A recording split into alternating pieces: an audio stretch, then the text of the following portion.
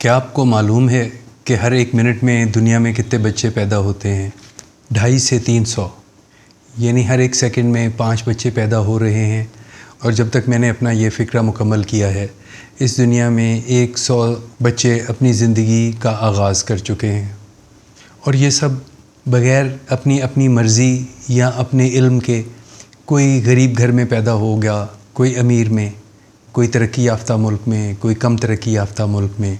और फिर वो जिस मुल्क में पैदा हुए, जिस कल्चर में पैदा हुए, उसकी ज़ुबान सीखते जाएंगे, उसके रस्म व रवाज सीखेंगे, उसके कपड़े पहनेंगे।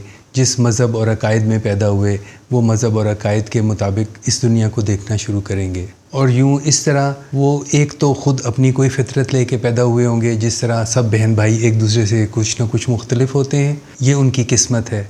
और उसके बाद उनकी बाकी ज़िंदगी पर उनके इर्द गिर्द के माहौल जिसमें वो पैदा हुए, पलेंगे, बढ़ेंगे, उसका असर होता जाएगा और वो उनकी ज़िंदगी का रुख और ज़ाविये मुतय्यन करेगा। एक माल्टे और एक लीमू दोनों की फ़ितरत में मुख्तलिफ़ साइज़ का फल बनने का नक्शा उनके बीज में मौजूद है, मगर वो बीज जिस मिट्टी में उगता है, जिस आबो हवा में उगता है, अगर वो बहुत ज़रख़ेज़ और बेहतरीन है तो एक लीमू भी बहुत बड़ा बन सकता है। और अगर वो मिट्टी बंजर है, आबो हवा ज़रख़ेज़ नहीं, तो उस माल्टे के पौधे पर भी फल लीमू के साइज़ से भी छोटे लग सकते हैं।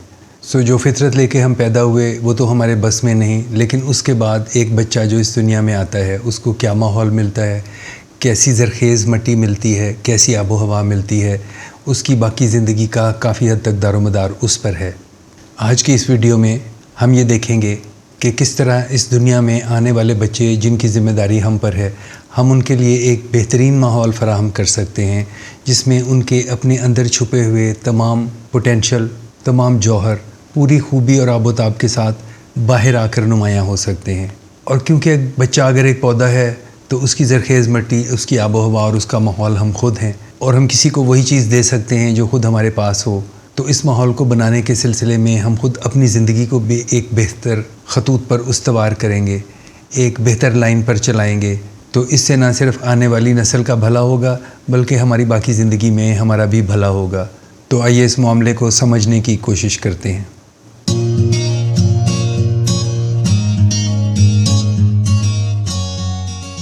स्मार्ट पेरेंटिंग में खुशामदीद। बेसिक पेरेंटिंग कोर्स की ये दूसरी वीडियो है।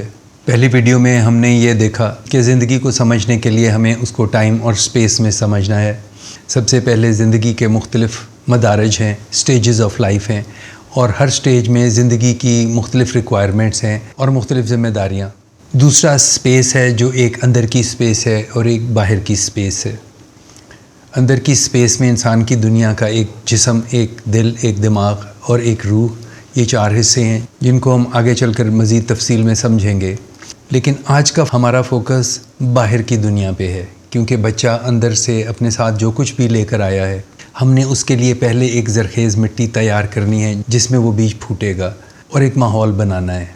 उस माहौल की बुनियाद तो उसके माँ बाप फराहम करते हैं, लेकिन बड़ी हद तक उस घर के अंदर तमाम बड़े लोग जो उस बच्चे की परवरिश में शामिल हैं, जिसमें पेरेंट्स हैं, ग्रैंड पेरेंट्स, अंकल, आंट्स, या उस बच्चे के पहले से पैदा हुए बहन भाई, ये सब वो माहौल है जिसमें बच्चा पले बढ़ेगा। आज की वीडियो में हम उस माहौल का जनरल जायज़ा लेंगे और अगली वीडियो में सिर्फ पेरेंट, कपल और उनके रिलेशन पे फोकस करेंगे। जब हमारे घर में मेहमान आते हैं तो हम अपने घर को पहले से ज़रा बेहतर साफ़ सुथरा करते हैं, ख़ुद भी ज़रा बेहतर साफ़ सुथरे कपड़े पहनते हैं।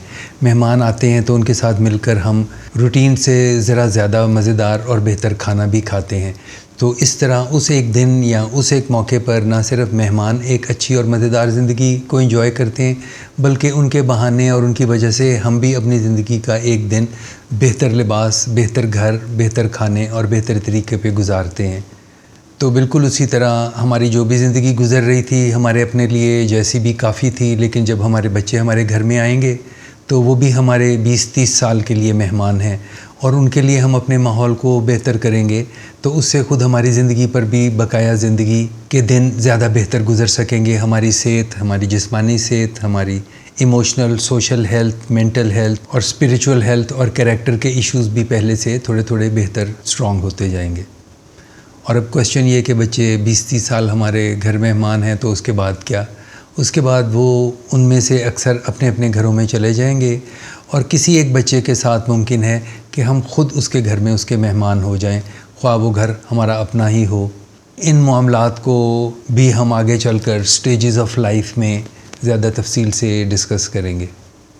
تو آپ نے اپنی فیملی میں، اپنے کزنز میں یا باقی لوگوں میں دیکھا ہوگا کہ کس طرح کچھ لوگ جو ایک گاؤں میں رہتے ہیں، اگر ان میں سے ایک شخص کی پوسٹنگ شہر میں ہو جائے، جس طرح میرے پاس کچھ پیشنٹس اسلام آباد آتے ہیں، تو جیسے جیسے ان کے بچے اسلام آباد میں پلتے بڑھتے ہیں ان کے اسکولوں میں اور دوستوں کے ساتھ، تو ان میں اور ان کے کزنز میں جو گاؤں میں یا کسی چھوٹے شہر میں رہ رہے ہوتے ہیں، ایک فرق آتا جاتا ہے، اور ان کے کلچر ایک دوسرے سے مختلف ہوتے جاتے ہیں۔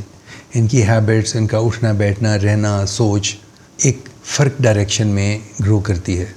تو ہر شہر کا بھی ایک کلچر ہے، فیملیز کا بھی اپنا اپنا کلچر ہے۔ فیملیز شہر میں موو کرتی ہیں تو ان کے کلچر میں بھی تبدیلی آتی ہے۔ جب کوئی ایک فیملی پاکستان سے باہر موو کرتی ہے تو اس ملک کا ایک اپنا کلچر ہے، اور وہ بھی اس فیملی کی ہیبٹس پہ فرق ڈالتا ہے۔ جب وہ واپس موو کرتے ہیں تو ان کی فیملی کا کلچر سلائٹلی مختلف ہو چکا ہوتا ہے۔ اسی طرح دفتروں کا بھی ایک کلچر ہے، سرکاری دفتروں کا ایک الگ کلچر ہے۔ لیٹ آ رہے ہیں سب لوگ، افسر ہیں کرسی پہ، چائے پی رہے ہیں، گپے مار رہے ہیں، عوام انتظار کر رہی ہے، سب کام ڈھیلے ہو رہے ہیں، اور ہر کام میں اکثر جواب ہے کہ یہ نہیں ہو سکتا۔ ملٹی نیشنلز کا ایک اپنا الگ کلچر ہے، وہاں کام تیز ہوتے ہیں، لوگ زیادہ سمارٹ الرٹ ہوتے ہیں، وہاں پروڈکٹیوٹی بھی زیادہ ہوتی ہے۔ تو سوسائٹیز کے کلچر ہیں، دفتروں کے کلچرز ہیں، انسٹیٹیوشنز کے کلچر ہیں، اور گھر بھی جو کہ ایک انسٹیٹیوشن ہے اس کا بھی ایک کلچر ہے۔ تو آج کا ٹاپک ہمارا اس فیملی کلچر کو بنانا ہے جس میں ہمارا بچہ اپنی بہترین صلاحیتوں کو باہر لا سکے۔ تو آج ہم فیملی کلچرز کو دیکھیں گے اور پھر اس میں سے چنیں گے کہ ہمارے لیے کون سا کلچر بہترین رہے گا۔ تو اس کے لیے ہم پہلے مختصراً سمجھیں گے کہ کلچر کیا ہے، اور پھر مختلف جگہوں کے کلچر، پرٹیکولرلی فیملی کلچر کیا ہوتا ہے۔ تو سوسائٹیز کا کلچر، گھر کا کلچر، یہ کلچر ایک بڑا انٹرسٹنگ ورڈ ہے۔ اس کی اوریجن وہی ہے جو ایگریکلچر ہے، یعنی کہ کوئی چیز کلٹیویٹ کرنا، جس میں کوئی چیز گرو کرے اور اگے۔ تو ایگریکلچر میں انسان اپنے جسم کے لیے، اپنی زندگی کو برقرار رکھنے کے لیے اناج، پھل، کھانا اگاتا ہے، اور خوبصورتی کے لیے پھل پھول۔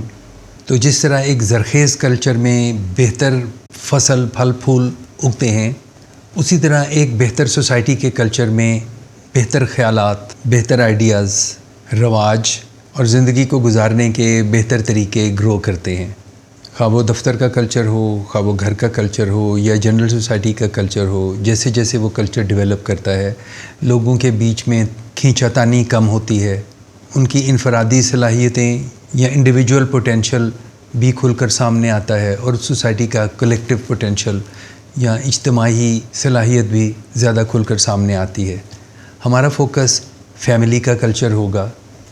تو اب ہم ان سب کلچرز کو سمجھنے کے لیے ایک مینٹل ماڈل ڈیولپ کریں گے، اور اس کے اسکیل کے اوپر ہم باقی کلچرز کو اور اپنے کلچرز کو دیکھیں گے، اور وہ اسکیل ہے ٹائم کا اسکیل۔ اس کے دو اینڈز پہ دو کلچرز ہوں گے۔ ایک کلچر ہے جو پیچھے کو دیکھنے کا ہے، کنزرویٹو ہے، قدامت پسند ہے، اور شخصیات کے اوپر فوکس ہے، پرسن فوکسڈ ہے۔ دوسرا کلچر آگے دیکھنے کا کلچر ہے، فیوچر میں دیکھنے کا، پروگریسو کلچر۔ اس میں تبدیلی ہے۔ پہلے کلچر میں ایک جمود ہے اور چیزوں کو ویسے کا ویسا ہی رکھنا ہے۔ اس کلچر میں ایک جمود ہے جس میں چیزوں کو ویسا ہی رکھنا ہے جیسے پہلے ہوا کرتی تھی۔ دوسرا کلچر پروگریسو کلچر ہے، اس کی نظر فیوچر پر ہے۔ اس میں چیزیں وقت کے ساتھ ساتھ تبدیل ہوتی ہیں اور بدلتے ہوئے حالات کے ساتھ ساتھ کے مطابق اپنے آپ کو ڈھالتی ہیں۔ یہ پرسن بیس نہیں بلکہ سسٹم بیس اور رول بیسڈ ہے۔ اب ہم نے یہ یاد رکھنا ہے کہ ہماری فیملی ان میں سے کوئی ایک سسٹم پر نہیں، ہر فیملی میں کچھ کنزرویٹو ایلیمنٹس ہیں اور کچھ پروگریسو ایلیمنٹس ہیں، اور ہماری یا آپ کی فیملی کنزرویٹو ہے یا پروگریسو ہے، یہ کسی کے ریفرنس سے ہی ہو سکتا ہے۔ اگر ہم جس طرح کوئی شخص گورا بھی نہیں ہوتا، کالا بھی نہیں ہوتا، لیکن اگر ایک شخص اس کے ساتھ بٹھا دیں تو آپ یہ بتا سکتے ہیں کہ یہ اس کے مطابق اس کا رنگ ایسا ہے۔ اسی طرح ہر شخص سے زیادہ کوئی امیر ہے، کوئی غریب ہے، لیکن جب دو شخص ملیں تو آپ بتا سکتے ہیں کہ ایک دوسرے کے ریلیشن میں یہ کہاں فال کرتے ہیں، ایجوکیشن میں، چیزوں میں۔ اور اسی طرح کنزرویٹزم اور پروگریسوزم، سب فیملیز اپنے اس ٹائم کے اسکیل میں کنزرویٹو فیملیز سے پروگریسو فیملیز کی طرف موو کرتی ہیں۔ ہر فیملی اس میں کسی ایک جگہ ہے، کوئی وہیں رکی ہوئی ہیں اور نسل در نسل رکی رہتی ہیں، کچھ موو کرتی ہیں، کچھ بہت تیز موو کر جاتی ہیں۔ دونوں اینڈز پہ نقصانات ہیں، اور مڈل میں کوئی ایک ایسا ماڈل ہے، ایک ایسا بیلنس ہے جو ہر فیملی کے لیے الگ الگ ہے، اور آپ اس کو اپنے لیے ڈٹرمن کریں گے۔ اس ویڈیو کے آخر تک آپ فیصلہ کر چکے ہوں گے کہ وہ بیلنس کیا ہے۔ تو آئے اب ہم ان دونوں سسٹم کا ایک کمپیریزن کرتے ہیں۔ جو کنزرویٹو سسٹم ہے وہ ایک اسٹیٹک سسٹم ہے، یعنی ایک رکا ہوا سسٹم ہے، اس میں ایک جمود ہے۔ جو پروگریسو سسٹم ہے اس میں ایک موومنٹ ہے جو فیوچر کی طرف ہے۔ کنزرویٹو سسٹم پیچھے کو دیکھتا ہے، اس کے آئیڈیلز پیچھے ہوتے ہیں، سنہری دور گزر چکا ہوتا ہے اور ہم اس کو واپس لانے کی کوشش کرتے ہیں۔ دوسرا فرق person based versus role based ہے۔ اس سسٹم میں ایک شخص ہوتا ہے جس کے پاس ہر طاقت ہوتی ہے، اور یہ سسٹم بیسیکلی کنگ شپ سے آیا ہے۔ جیسے ایک زمانے میں بادشاہ تھا تو وہ ہر چیز کا مالک تھا، اور سب ریسورسز بھی اسی کے پاس تھے، سب قانون بھی وہی بتاتا تھا، اس کی زبان سے نکلا ہوا لفظ باقی سب رعایا کے لیے حکم تھا۔ پروگریسو سسٹم میں بادشاہ کی جگہ ڈیموکریسی ہے، سب لوگ اپنی اپنی زندگی کا فیصلہ کر سکتے ہیں۔ لیڈرشپ طاقت کے زور پہ نہیں، ریسورسز پہ قابو پانے کے زور پہ نہیں، بلکہ سب لوگوں کے ٹرسٹ سے جس کو وہ اپنا لیڈر منتخب کریں اس کے پاس جاتی ہے، اور اس کے پاس وہ لیڈرشپ اس کی ذاتی طاقت نہیں بلکہ ان لوگوں کی امانت ہوتی ہے۔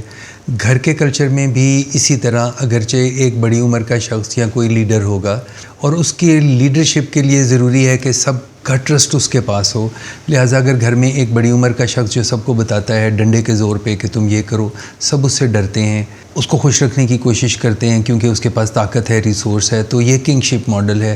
لیکن اگر ایک شخص سے سب لوگ خود سب پوچھتے ہیں کہ آپ کے خیال میں ہمیں کرنا کیا چاہیے، آپ کی کیا رائے ہے، یا یہ کہ یہ فیصلہ آپ ہی کریں تو بہتر ہے، تو پھر اس کے پاس ان کا ٹرسٹ ہے۔ یہ مشکل پارٹ ہے، لوگوں کا ٹرسٹ گین کرنا آسان نہیں۔ سو پروگریسو سسٹم میں محنت زیادہ لگتی ہے اور ریوارڈ بھی زیادہ ہے، جیسا کہ ایک بہتر کسان اپنی مٹی کے اوپر محنت بھی کرتا ہے اور پھل بھی زیادہ لیتا ہے۔ دوسرا فرق کنزرویٹو اور پروگریسو میں یہ ہے کہ کیونکہ کنزرویٹو سسٹم پیچھے کو دیکھتا ہے تو اس میں کسی بھی شخص کے والد اس سے زیادہ طاقتور ہیں، فادر بہتر ہے، گرینڈ فادر اس سے بہتر ہے۔ تو کنزرویٹو سسٹم میں ایسا ہوتا ہے کہ ہر آنے والی نسل میں طاقت بھی کم ہوتی جاتی ہے اور ریسورسز بھی کم ہوتے جاتے ہیں، کیونکہ ایک ذمہ دار ہے، اس کے پاس اتنی زمین ہے، اس کے 3 بچے ہیں تو سب کے پاس اتنی زمین، اور پھر ان کے پاس اس سے کم۔ تو اپنی زندگی میں بھی بچوں کے پاس ریسورسز کم ہیں، اور نالج بھی کم ہوتی ہے کیونکہ نالج باہر سے نئی آتی نہیں تھی، ایک ٹریڈیشنل نالج ہوتی تھی، اور بزرگوں کو ہی زیادہ پتہ ہوتا تھا کیونکہ ان کے پاس تجربہ زیادہ ہوتا تھا۔ پروگریسو سسٹم میں بچے اپنے پیرنٹ سے زیادہ تعلیم یافتہ ہوتے ہیں، اور ان کے پاس ایک وقت میں ریسورسز بھی زیادہ ہوتے ہیں، مینٹل ریسورسز بھی، اور تعلیم کے بعد یا نالج کے بعد وہ اسی بزنس سے، اسی کام سے، یا اسی پروفیشن میں جن کے ان کے پیرنٹ ہیں ان سے زیادہ آگے نکل سکتے ہیں۔ اس لیے پاور ٹاپ پر نہیں رہتی بلکہ پاور نیچے بھی ڈسٹریبیوٹ ہوتی ہے۔ کنزرویٹو سسٹم میں لیڈرشپ جو ہے پیرامڈل ہوتی ہے، یعنی کہ ٹاپ میں پاور ہے اور پھر اس کے نیچے چند لوگوں کے پاس، اور پھر اس کے بعد چند لوگوں کے پاس، اور پھر اس طرح۔ تو ایک بادشاہ، اس کے کچھ وزیر، پھر چھوٹے نواب، پھر نوابوں کے ذمہ دار، اور پھر کمین جو بہت سارے ہیں تعداد میں۔ پروگریسو سسٹم میں سب کے پاس کچھ نہ کچھ اپنے اپنے حصے کی پاور ہے، اور ان سب کا ریلیشن ایک دوسرے کے ساتھ پیرامڈل نہیں بلکہ ایک ویب بیسڈ ہے، جو کہ آج کل کا میٹافر ہے۔ جیسا کہ آج کل کی دنیا میں نالج کسی ایک جگہ سے سب کو فلو نہیں کرتی بلکہ ہر ایک شخص کے کمپیوٹر سے دوسرے کمپیوٹر تک، اور ایک ویب کے ذریعے، ایک بڑے جال کے ذریعے ایک دوسرے کے ساتھ ٹرانسفر کرتی ہے۔ تو اس سسٹم میں پاور، ریسورسز، رسپانسبلٹیز یہ بھی کسی ایک کے پاس نہیں بلکہ لوگوں میں ڈسٹریبیوٹڈ ہے۔ پھر کنزرویٹو سسٹم میں نہ صرف ریسورسز ایک شخص کے پاس ہیں بلکہ سوچ پر، کیا سوچنا ہے، کیا ویلیوز رکھنی ہے، اس پر بھی टॉप पर्सन, टॉप मैन, बड़े अब्बा जी या बड़े अम्मा जी की का कंट्रोल होता है, और उसमें उनको ज़्यादा मेहनत की ज़रूरत नहीं होती क्योंकि उन्होंने वही करना है जो उनसे पीछे के करते थे। सो एक ही चीज़ है जिसकी फ़ोटो कॉपी करते जाना है। आहिस्ता आहिस्ता सिचुएशंस, नई नई सिचुएशंस अपने आप को पेश करती हैं, और फिर पुराने मॉडल के पास उनके सॉल्यूशंस नहीं होते, और वो एक वक्त आता है कि उस सिस्टम से लोग रस्सा तोड़ाकर भाग जाते हैं क्योंकि वो नाकाफ़ी रहता है वक्त की ज़रूरियात को पूरा करने के लिए। प्रोग्रेसिव सिस्टम में क्योंकि वो हुक्म बेस्ड नहीं होता, रूल बेस्ड होता है, और मुख्तलिफ बदलते हुए हालात के लिए नए कवानीन, नए रूल्स की ज़रूरत होती है। सो उसमें एक मुशावरत का सिस्टम है जिसमें लोग एक दूसरे के साथ बैठकर मशवरा करते हैं और फिर फ़ैसला करते हैं कि क्या चीज़ बेहतर है। सो एक दूसरे के साथ बात करने का माहौल होता है। सो कंजर्वेटिव सिस्टम में टॉप पर्सन बताएगा कि क्या होगा, बाकियों ने सिर्फ उसकी बात माननी है। सवाल करना एक बुरी चीज़ है, बहस करना एक बुरी चीज़ है, जबकि प्रोग्रेसिव सिस्टम में एक डिस्कशन, एक पार्टिसिपेशन होती है। और इसी तरह दफ्तर में, इंस्टीट्यूशंस में भी एक बोर्ड रूम, एक कमेटी रूम है जिसमें लोग बैठते हैं, डिस्कस करते हैं, नए प्लान्स, नए रोल्स बनाते हैं, और फिर सब अपनी अपनी ड्यूटीज़ और रोल्स असाइन करते हैं। तो आपके घर का कल्चर या तो एक पैटर्न पे चल रहा है जो पुराना पैटर्न है, उसमें किसी एक शख्स के पास ताकत है, जिसका जिस वक्त ज़ोर चलता है वो अपनी ताकत चला जाता है। अगर एक बच्चे ने कोई चीज़ मांगी और आप कह रहे हैं कि इसको नहीं देनी, लेकिन क्योंकि उसके दादा दादी या नाना नानी ने कहा कोई बात नहीं इसको दे दो, तो अब उनकी मर्ज़ी चलेगी। अगर वो भी नहीं दे रहे तो बच्चा बहुत ज़ोर से चीखना शुरू हो गया है, और फिर उसने इतनी मुसीबत खड़ी कर दी कि आपने सोचा कि चलो इसको दे दो, तो किसी ने न्यूसेंस से पावर ले ली, किसी ने अपनी धौंस धांधली पर दे दी, या इस डर से कि बड़े नाराज़ ना हो जाएं, इमोशनल ब्लैकमेलिंग से पावर ले ली। तो ये है कंजर्वेटिव सिस्टम, ये केओटिक सिस्टम है। लेकिन एक घर जिसमें सबको पता हो कि किसके क्या क्या रोल हैं, अंकल आंटी क्या कर सकते हैं, दादा दादी ने क्या करना है, माँ बाप और पेरेंट्स ने क्या करना है, उसमें बच्चे को भी पता होगा कि यहाँ ये सिस्टम है। और एक rule based system, personality based system से एक रूल बेस्ड सिस्टम की तरफ मूव करना अगरचे आपके लिए अनफेमिलियर हो सकता है, लेकिन किसी न किसी हद तक आपको ये करना होगा। ये बुनियाद है एक अच्छे फैमिली कल्चर के बनाने की। मुमकिन है आपके घर का कल्चर इतना सख्त हो कि आपको इसकी इजाज़त ही ना हो। अगर ऐसा है तो फिर मेरी ये वीडियो अपने घर के उस ताकतवर शख्स को ज़रूर सुनाएं जो इस तब्दीली के रास्ते में रुकावट है। तो अगर आप वो शख्स हैं और मेरी ये वीडियो सुन रहे हैं तो प्लीज़ अपने आने वाली नस्लों की तरक्की के रास्ते में रुकावट ना बने, अपने दिल को खुला करें, और अगर कोई बात अच्छी ना भी लगे तो सुने ज़रूर, और अपनी नाराज़गी के खौफ से लोगों को खामोश ना कराएं। तो लेट्स अज्यूम कि अब हमने अपने घर में वो कल्चर बना लिया है जिसमें सब बैठकर बता सकते हैं कि हमें क्या करना चाहिए, क्या चीज़ होनी चाहिए, रिसोर्सेज़ की डिस्ट्रीब्यूशन कैसे होनी चाहिए, स्पेस की डिस्ट्रीब्यूशन कैसे होनी चाहिए, क्या बच्चे को इस कमरे से उस कमरे में जाना चाहिए, क्या अब फैमिली बड़ी हो रही है तो ये स्पेस टाइट है, बच्चे की ग्रोथ के लिए पेरेंट्स को किसी साथ के घर में ऊपर की मंजिल में या सामने मूव करना चाहिए। मगर ये बातें इसलिए नहीं हो सकती कि किसी की नाराज़गी, किसी का मूड ऑफ होना है या कुछ है, तो फिर इंतज़ार करें जब तक ये फैमिली का कल्चर वहाँ डेवलप नहीं होता जहाँ ये चीज़ें हो सकें। लेकिन अगर आप वो खुशकिस्मत फैमिली हैं जहाँ ये मुमकिन है, और अब हम सब टेबल पे बैठ के ये सोच रहे हैं कि हमने अपना कल्चर क्या बनाना है, तो उसकी क्या शक्ल होनी चाहिए, ये हमारा पार्ट 2 है। तो इसके लिए हम अपने पुराने नक्शे पे जाएंगे। ये हमारी बाहर की दुनिया है, अब हम अंदर की दुनिया पे जाएंगे और देखेंगे कि वो बच्चा जिसने उस घर में फलना फूलना है, या हम खुद जो उस घर के अफराद हैं जिन्होंने फलना फूलना है, और एक ऐसा कल्चर बनाना है जो विन विन है, जिसमें किसी एक की जीत और एक की हार नहीं बल्कि सब फ़ायदे में है। वो कैसे बनता है? तो उसका नंबर 1 और पहला रूल तो ये है कि लीडरशिप एक जगह पे नहीं होगी, डिज़ॉल्व होगी, जो हमने गालबन यहाँ तक पहुँचने में कर लिया। अब हम एक कंसल्टेटिव प्रोसेस में हैं जहाँ लोग मिलकर फैसले करते हैं। तो सबसे पहला ये है कि घर में कोई रूल बेस्ड सिस्टम होना चाहिए, कि एक डिसिप्लिन होना चाहिए। जिस तरह किसी दफ्तर में आप जाएं तो वहाँ कोई डिसिप्लिन नहीं, गैर तरक्की याफ्ता मुल्क की सड़क पे जाएं तो वहाँ कोई डिसिप्लिन नहीं, तो आप समझ जाते हैं कि यहाँ कुछ नहीं हो सकता। उसी तरह अगर आपके घर में भी कोई डिसिप्लिन नहीं, कोई इधर जा रहा है, कोई इधर जा रहा है, कोई किसी वक्त उठ रहा है, कोई कुछ कर रहा है, और फिर एक बड़ा ताकतवर शख्स आता है जो उस रश वाली सड़क के ऊपर सबको हॉर्न देता हटाता हुआ अपने ताकत और ज़ोर पे निकल जाता है, या घर में एक ताकतवर शख्स आता है जिसके आने से सब चुप कर जाते हैं, تو یہ ایک بیکورڈ سسٹم ہے. ایک ڈسپلن بنائیں سونے کا, جاگنے کا, کھانے کا, چیزوں کا, کسی قسم کا ایک ٹائم ٹیبل ہونا چاہیے جس میں آپ کو معلوم ہو آپ کتنے بجے آئیں گے, بچہ کتنے بجے آئے گا, یہ ونڈو ہے جس میں کھانا ملے گا, اگر اس میں کھانا نہیں ملا تو اب اگلی ونڈو کھلے گی تو تب تک کھانا ملے گا. صرف کسی کے چیخنے چلانے پر ایسا نہیں ہوگا. دوسرا, جب آپ یہ ٹائم ٹیبل بنا لیں تو اپنے اپنے رولز ڈیفائن کریں. اگر ایک بچہ ہے تو کس کے پاس رہے گا, کتنی دیر رہے گا, اس کی صحت کی ذمہ داری کس پر ہے, اس کا کھانا کھلانے کی ذمہ داری کس پر ہے, بچے کی ماں کو مشورے دینے کی ذمہ داری کیا دادی نانی پر ہے یا نہیں ہے, بچے کے پرورش پہ کس کی عقل استعمال ہوگی, کیا اس میں لوگوں کا پاور سٹرگل تو نہیں, جھگڑا تو نہیں. اگر جھگڑا ہے تو میری دادا دادی, نانا نانی اور اپنی عمر کے بہن بھائیوں سے ریکویسٹ ہے کہ اگر آپ ابھی تک سمجھتے ہیں کہ آپ کے بچوں کو آپ سے کم سمجھ اور کم عقل ہے تو اس کا مطلب ہے کہ آپ نے اپنے سے کم عقل بچے پالے. ایک اچھی تربیت کا پہلا اصول یہ ہے کہ اگلی نسل کو پچھلی نسل سے زیادہ سمجھ اور زیادہ عقل ہونی چاہیے. ان پہ ٹرسٹ کریں, ان کو ڈیسیجن کے موقع دیں. اگر وہ چھوٹی موٹی غلطیاں بھی کریں گے تو ان کو ان سے سیکھنے کا موقع دیں. خود آہستہ آہستہ پیچھے ہٹیں اور ان کو اپنے بچے خود پالنے دیں. کافی چانسز ہیں کہ ان کی تعلیم بھی آپ سے زیادہ ہو. کافی چانسز ہیں کہ گھر میں آنے والی لڑکیاں اس گھر کی بزرگ خواتین سے زیادہ تعلیم یافتہ ہوں اور ان کے پاس وہ وسائل ہوں کہ وہ انٹرنیٹ سے, کتابوں سے اور اپنی سوسائٹی سے بہتر چیزیں سیکھ سکیں. اسی طرح جنک فوڈ کے کچھ رولز بنائیں, ہیلدی ڈائٹ کے رولز بنائیں, بچے کے سونے کے اٹھنے کے ٹائم کے کچھ رولز بنائیں.